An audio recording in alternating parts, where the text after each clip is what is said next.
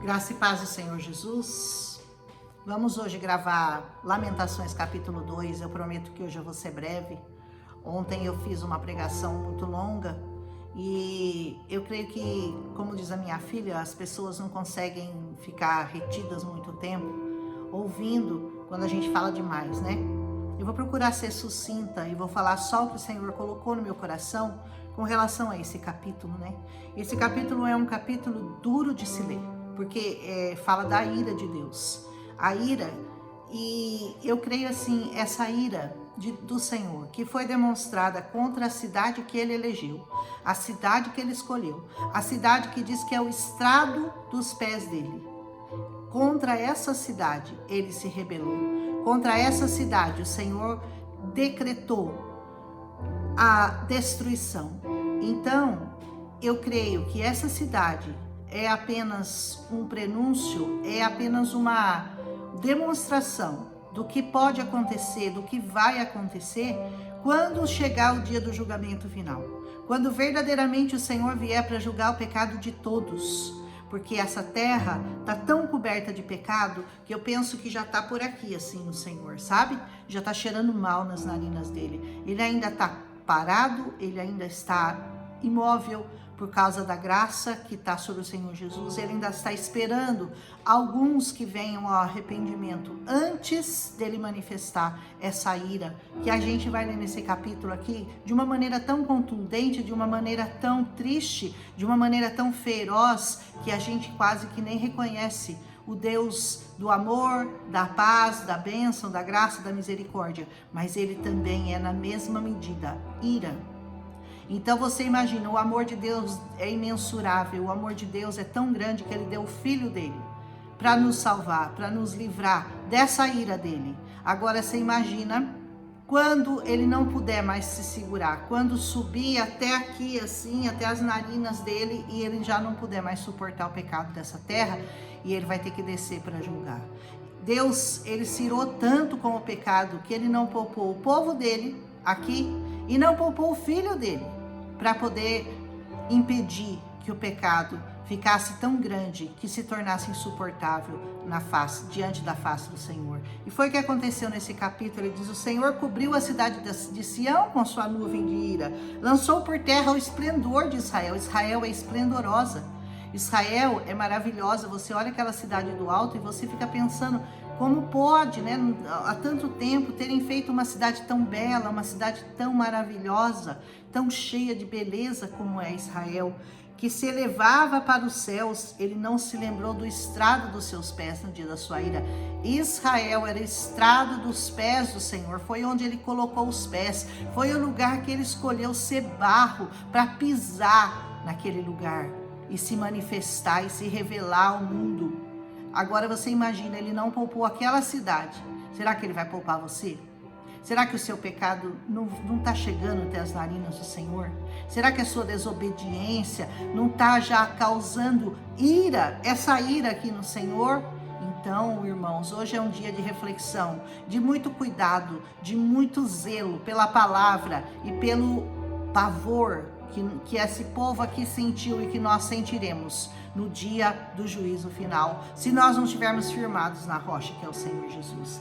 Sem piedade, ele diz, sem piedade, o Senhor devorou todas as habitações de Jacó, tudo lá foi devorado, é sem piedade, viu? Sua ira destruiu as fortalezas de Judá, derrubou o chão, desonrou o reino, seus líderes, tudo, não sobrou nada.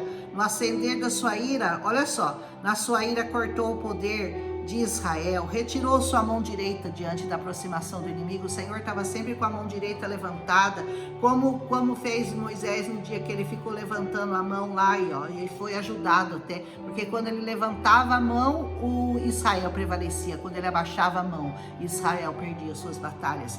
O Senhor estava com as mãos levantadas, mas ele retirou a sua mão de sobre aquela cidade, queimou Jacó com fogo, que consome tudo ao redor, como se fosse um inimigo. Ele preparou o seu arco, como se ele fosse um adversário que estivesse com a mão direita pronta para investir contra aquele povo. Massacrou tudo que era agradável de se contemplar. Derramou a sua ira como fogo sobre a tenda da cidade de Sião. O Senhor é como se fosse um inimigo agora. De amigo passou a ser inimigo e devorou Israel, porque Israel desobedeceu, porque Israel não quis ouvir, porque Israel rejeitou, matou, destruiu todos os profetas que tentaram avisá-los que eles precisavam se redimir, que eles precisavam parar de ter uma religiosidade e ter um relacionamento com Deus, que é isso que Deus espera de cada um de nós. Destroçou sua morada como se fosse um simples jardim, destruiu o local das reuniões, fez esquecidas as suas festas, aquelas festas que o Senhor mesmo tinha ordenado, os seus sábados. Em seu grande furor rejeitou o rei sacerdote, rejeitou o seu altar. Ele decidiu derrubar todos os muros da cidade de Sião. Está derrubado até hoje, viu? Restou só um muro lá, de toda aquela cidade lá. Esticou sua trena, não poupou sua mão, suas portas caíram, suas trancas quebraram, ele destruiu. Os líderes foram exilados, os líderes se sentam no chão em silêncio, despejam pó sobre a sua cabeça, usam vestes de lamento. As moças de Jerusalém inclinam sua cabeça até o chão. Sabe aquela destruição total? Vai ser assim no final dos tempos. Quando o Senhor derramar a ira dele sobre todos os povos, línguas e nações, é isso aqui que vai acontecer com aqueles que não estiverem protegidos debaixo das asas do Altíssimo, que não estiverem debaixo da graça do Senhor Jesus. Eles clamam às suas mães: cadê meu pão? Cadê meu vinho? Havia fome naquela cidade. Ao mesmo tempo desmaiavam pelas ruas da cidade, como se fossem feridos. As suas vidas se desvaneciam nos braços das suas mães. Você imagina isso? As crianças morrendo de fome, de sede, porque a cidade toda estava cercada e ia ser destruída. O que eu posso dizer a seu favor, diz o profeta? O que eu posso dizer a seu favor? Com quem posso compará-la, ó cidade de Jerusalém? Como posso assemelhá-la a fim de trazer-lhe consolo? Ó Virgem, ó cidade de Sião, a sua ferida é tão profunda quanto o oceano. Quem vai poder curar? Quem vai curar sua ferida? Meu irmão, quem vai poder curar sua ferida quando ela for mais profunda que o oceano? Olha que triste, né? Uma cidade linda, maravilhosa, protegida pelo Senhor, onde o Senhor se manifestou, onde Ele falou, onde Ele mandou profetas, mas eles não quiseram ouvir, por isso passaram por toda essa destruição. As visões dos seus profetas eram falsas, eram inúteis, sabia? Os seus inimigos escancaram a boca contra você, eles cruzam seu caminho, batem palmas, eles zombam, meneiam a cabeça diante da cidade de Jerusalém. É essa aí a cidade chamada a perfeição da beleza, a alegria de toda a terra? É essa aí? Olha o que restou, nada, não restou nada. Ele diz: o Senhor fez o que Ele planejou, Ele cumpriu a sua palavra, que há muito Ele tinha decretado. Veja bem, o Senhor decretou essa palavra há muito, contra o pecado, contra a injustiça, contra o ódio, contra o rancor, contra a amargura, contra aqueles que meneiam a cabeça, contra aqueles que zombam do povo de Deus. Ele já decretou tudo, e se Ele não poupou o povo dele, e se Ele não poupou o filho dele combatendo o pecado, como que Ele vai poupar a gente? Não tem para onde correr, não tem para onde olhar. O seu socorro só pode vir do alto, ele diz. Ele derrubou tudo sem piedade, permitiu que o inimigo zombasse de você, exaltou o poder dos seus adversários. Olha o que o Senhor permitiu em Jerusalém, na cidade que Ele escolheu.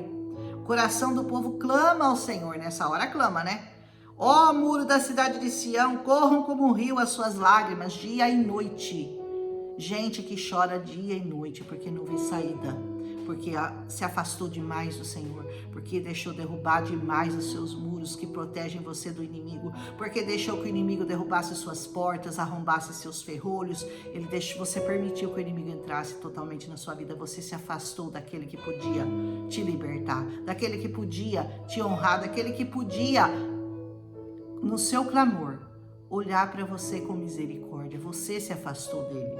Ele fala assim: não se permita nenhum descanso, não dê repouso a menina dos seus olhos. Israel é a menina dos olhos de Deus. Já tentou tocar na menina do seu olho? Imediatamente você fecha. Você não deixa que nada toque na menina dos seus olhos. Israel é isso para Deus e mesmo assim ela não foi poupada. Diz: levante-se, grite no meio da noite quando começam as vigílias noturnas. Derrame o seu coração como água na presença do Senhor. Faça isso. Derrame o seu coração na presença do Senhor antes que essa desgraça chegue na sua vida. Derrame-se na presença dele antes que a tragédia te pegue, antes que as coisas aconteçam, que tudo vai ruir ao seu redor e você não vai ter para onde correr. Derrame-se antes que isso aconteça. Chore na presença do Senhor, clame ao Senhor. Essa história que, vocês falam muito alto, vocês gritam muito, não é assim. Você precisa ver aquele povo de Israel orar, viu? Alguns de nós aqui que julgam os que oram alto deveriam ir lá para Israel um dia ver aquele povo orar. Aquele povo grita, aquele povo clama diante daquele muro, viu? Então não é novidade para Deus que nós temos que estar na presença dele em clamor, sim, em voz alta, e não é gato miando, não, é clamor. É clamor na presença do Senhor. Levante-se para ele as mãos em favor da vida dos seus filhos que desmaiam de fome nas esquinas de todas as ruas. Você sabe que tudo isso aqui é o que vai acontecer no final, porque a mesma ira, a mesma coisa que aconteceu com Judá, Deus está reservando para todas as nações. Isso aqui é uma demonstração, começa por eles, termina conosco, viu? Olha, Senhor, considera quem o Senhor tratou dessa maneira. Deverão as mulheres comer os próprios filhos, as crianças de quem elas cuidaram. Você sabe que chegou um ponto lá em Jerusalém que eles matavam e viraram canibais. Eles praticaram canibalismo porque não havia mais o que comer. Então um matava, aí dividia-se aquela carne e até havia briga, porque daí a outra não queria matar o dela, né? Deverão os profetas e os sacerdotes ser assassinados no santuário? É isso que tem que acontecer? Jovens e velhos se espalham no pó das ruas, meus jovens, minhas virgens, todos cairão mortos à espada. Tu os sacrificaste no dia da tua ira, tu os mataste sem piedade. Como se faz convocação para um dia de festa? Convocaste contra mim terrores por todos os lados. Ao invés de festa, terror. No dia da ira do Senhor, o dia da ira do Senhor ainda vai acontecer.